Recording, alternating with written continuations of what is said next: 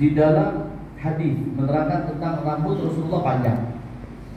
Rambut Rasulullah panjang. Memang ini Habib tidak bermaksud ya menyindir siapapun rambutnya, mau pendek kah, mau panjang kah, ya. Ini kita membahas tentang Nabi Muhammad SAW. Memang banyak sekali hadis Nabi Muhammad yang menerangkan tentang panjangnya Nabi Muhammad SAW punya rambut. Tapi hampir di semua keadaan ketika panjangnya rambut Nabi Muhammad itu bukan disengaja oleh Nabi Muhammad untuk panjang. Dalam bahasa sini bukan dibeli, bukan disengaja. Saya nak panjangkan rambut, bukan. Kenapa rambut Rasulullah panjang? Karena Rasulullah itu di dalam masanya terlebih lagi ketika Rasulullah sudah hijrah ke kota Madinah. Kerjanya Rasulullah itu selalu dakwah, perang, dakwah. Ketika Rasulullah perang, perjalanan 2 minggu, perjalanan 1 bulan, bahkan ada perjalanan yang tidak pulang ke Madinah 2 bulan. Ya, perjalanan 1 bulan pergi, perjalanan 1 bulan balik. Dalam 2 bulan, 3 bulan balik ke Madinah, belum sempat apa-apa, sudah disuruh oleh Allah lagi untuk perang ke kota lain. Belum sempat memotong rambut, berarti panjangnya rambut Rasulullah itu bukan sengaja Rasulullah panjangkan. Makanya riwayatnya meriwayatkan tentang Rasulullah rambutnya di telinga, ya, di telinga. Ada yang meriwayatkan di dalam hadis di antara telinga dan bahu. Ada yang meriwayatkan menyentuh bahu. Ketidaktentuan itulah yang menyebabkan bahwa bukan Rasulullah sengaja untuk memanjangkan rambut. Kemungkinan kata para ulama sejarahnya mengatakan andai ketika Rasulullah rambutnya menyentuh bahu, itu berarti Rasulullah lama sekali tidak di Madinah. Lama sekali tidak di Madinah. Baru balik Madinah, baru 1 hari tidak sempat potong rambut, sudah Rasulullah keluar lagi untuk berperang. Ya, bayangkan berapa kali Rasulullah berperang yang Rasulullah ikut selama 10 tahun, 27 kali. Ghazwanya Rasulullah berapa kali? 27 kali. Kalau kita hitung-hitung, andai kata ada perjalanan yang 2 bulan, ada perjalanan 3 bulan, ada perjalanan 1 bulan. Jadi istirahatnya Rasulullah di Madinah untuk berdakwah saja di Madinah itu tidak banyak. Ya, tidak banyak. Makanya panjangnya Rasulullah bukan disengaja, tapi karena tidak sempat untuk memotong rambut. Ya, kalau rambutnya sedikit macam ini, berarti baru potong. Rasulullah pun tak lama keluar dari Madinah. Nah, dalam riwayat yang lain, kenapa Rasulullah diriwayatkan Rasulullah itu punya rambut rapi, wangi, lurus, cantik, dan yang tidak pernah ditinggalkan oleh Nabi Muhammad SAW 5 hal. Salah satunya apa? Sisir rambut, sisir, siwak, celak mata. Apa lagi? Minyak wangi. Satu lagi tahu apa? Kunci rambut. Rasulullah mengikat rambut untuk merapikan rambut. Ya. Siwak, minyak wangi, sisir, apa lagi? Satu lagi minyak celak mata. Ada yang mengatakan kunci rambut, ada yang meriwayatkan yang kelima ini cermin. Cermin. Di situ ada yang mengatakan bahwa andai kata Rasulullah tidak sengaja, bukan sengaja membeli rambut, kenapa Rasulullah bawa sisir? Bahkan dalam riwayat yang lain Rasulullah rambutnya itu rapi dan Rasulullah mengeluarkan tidak sedikit biaya untuk membeli wangi-wangian untuk rambut beliau. Oh, berarti Rasulullah sengaja panjangkan rambut? Tidak. Bukan berarti itu sengaja, tapi ketika rambut sudah panjang, Rasulullah orangnya bersih. Tidak mungkin Rasulullah, ya sudahlah panjang tak usah urus. Tidak. Ketika panjang pun Rasulullah urus. Sampai ke Madinah Rasulullah potong. Paham?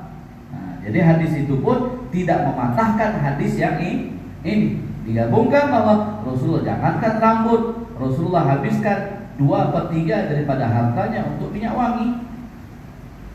2/3 hartanya untuk minyak wangi. Ya. Bahkan kemarin Habib bincang-bincang sama Habib Mustafa Al-Haddad, beliau mengatakan kita bicara tentang oud, tentang minyak wangi oud. Dia katakan salah satu yang beliau sebutkan yang Habib ingat, andai kata seorang itu menghabiskan semua hartanya untuk minyak wangi, maka tidak dianggap mubazir. Ya. Nah, itu rambutnya Nabi Muhammad Sallallahu Alaihi Wasallam. Ya, banyak lagi daripada penjelasan tentang rambutnya Rasulullah, tapi setidaknya itu yang Habib sampaikan tadi, itulah yang harus kita pahami. Ya, terakhir Habib mau sampaikan bahwa ada satu kaidah di dalam tentang sunnah Nabi Muhammad SAW. Boleh di dalam satu kaidah menyebutkan, andai kata suatu sunnah Nabi Muhammad SAW, kemudian sunnah tersebut sudah dinisbatkan kepada ahli bid'ah, maka tidak dianjurkan lagi untuk melakukan sunnah tersebut. Andai kata satu sunnah, tapi sunnah ini sudah diambil, kemudian mereka nisbatkan pada satu kelompok ahli bid'ah. Ahli bid'ah siapa? Yang membid'ah-bid'ahkan. Maka sunnah tersebut sudah tidak dianjurkan untuk dilakukan lagi. Contoh, sebelum kita masuk ke rambut lah. Contoh, ada sekarang kelompok orang yang memakai pakaian cingkrang. Tahu cingkrang? Yang pakaian setengah tiang antara lutut dengan buku lali.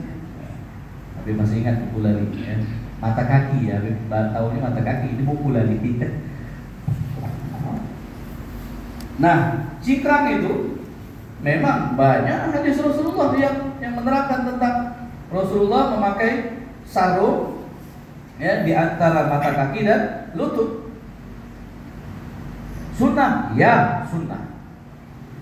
Tapi di zaman kita sekarang ini, pakaian yang tinggi seperti itu sudah bernisbat kepada suatu kelompok umat Islam ahli bid'ah. Paham? Apa mau lebih dijelaskan lagi? Kalau lebih dijelaskan lagi nanti bergaduh kita. Paham maksudnya? Maka sunnah itu sudah tidak lagi disunnahkan untuk dilakukan. Ya, sampai seperti itunya. Memang sunnah, ya. Andai kata dia lakukan yang sunnah dapat, tapi tidak dianjurkan lagi. Tidak dianjurkan. Kenapa? Karena sudah diambil nisbahnya oleh orang-orang ahli bid'ah. Ini sunnah Nabi Muhammad. Ya. Contoh yang lain lagi, rambut. Ya.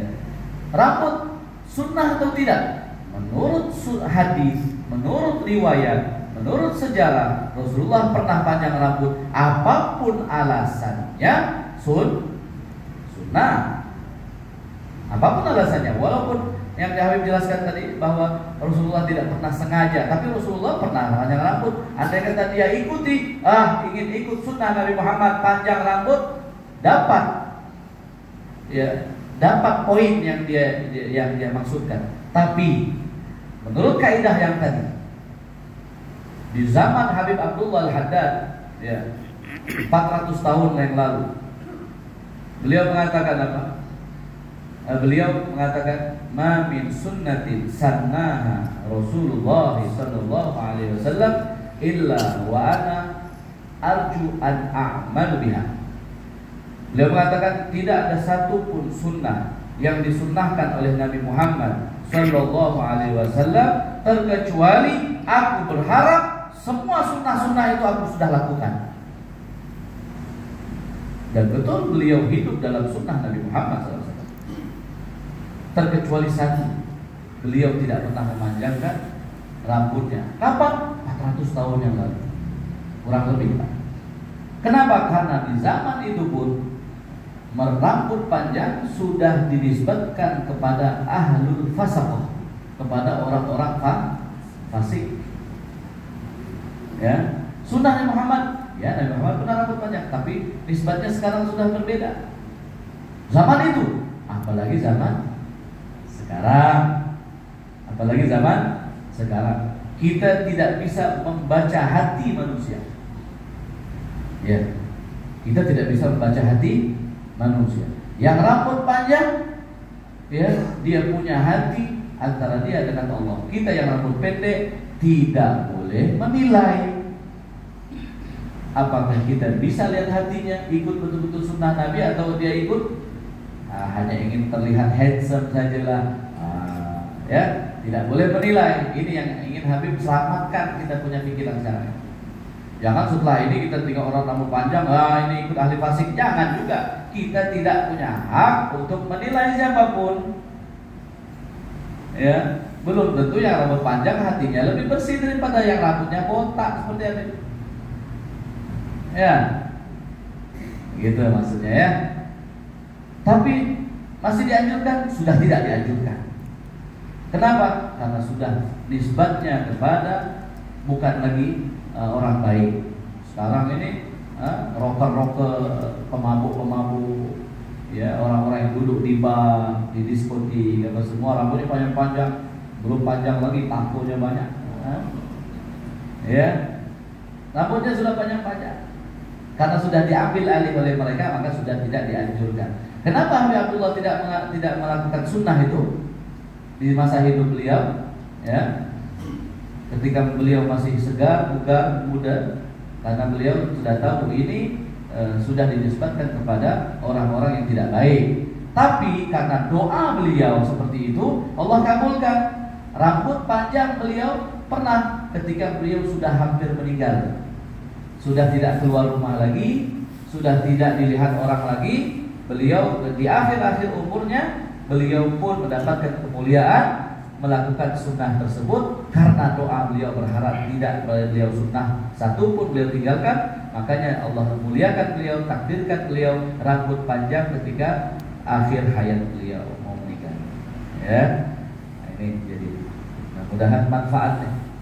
Ya, apa yang kita dengarkan, insya Allah di bulan hadapan Allah panjangkan umur kita, Allah sehatkan badan kita, Allah afiahkan kehidupan kita. Insya Allah di bulan hadapan kita baca hadis yang kelima, insya Allah. Banyak hadis-hadis yang berulang.